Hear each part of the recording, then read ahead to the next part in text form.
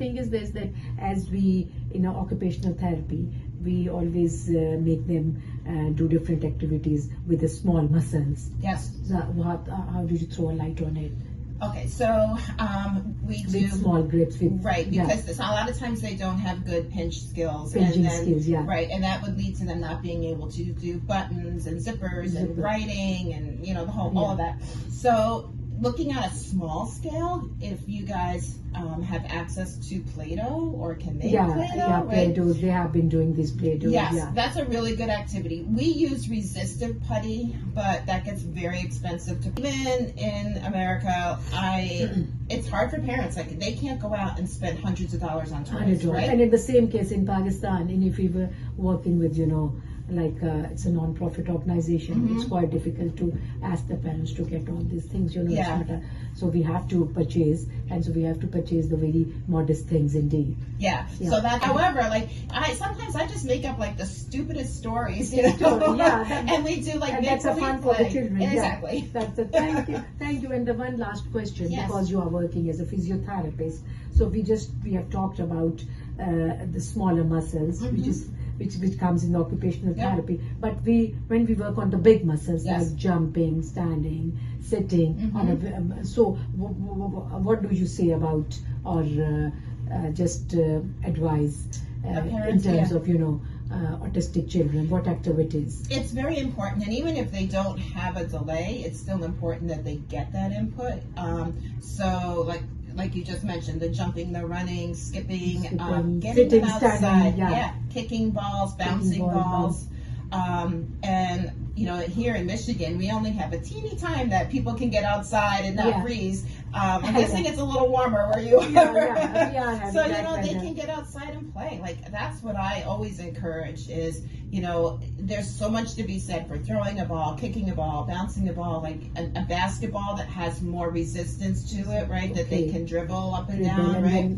Throw up, Exactly. But I would say from a physical therapy standpoint, another thing that's important is looking at how the children are walking, because a lot of children with autism tend to walk on their toes. Yes. We have been observing here, and we have few children over there. They, walk on their toes. Yes. So you can do things like have them, work with them gradually by walking barefoot on the grass or in sand, but if they're not getting their feet down, over time they will stay that way. That back calf muscle is going to tighten up, and then they're not going to be able to get their foot down.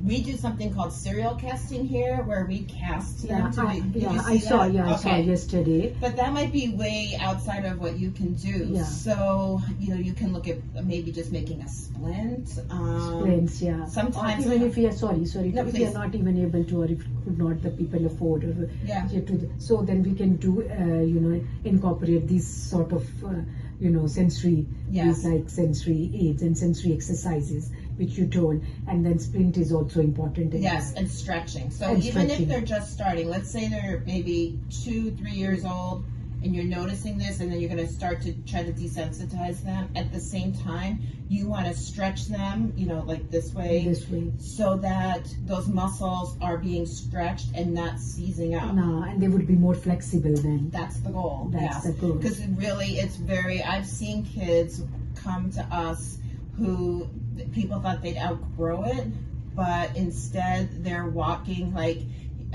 Barbie, how Barbie dolls go up on their toes. Literally, that's how they are stuck. And that's a very hard, long process to get them back down again. So you want to try to nip that in the bud as soon as possible.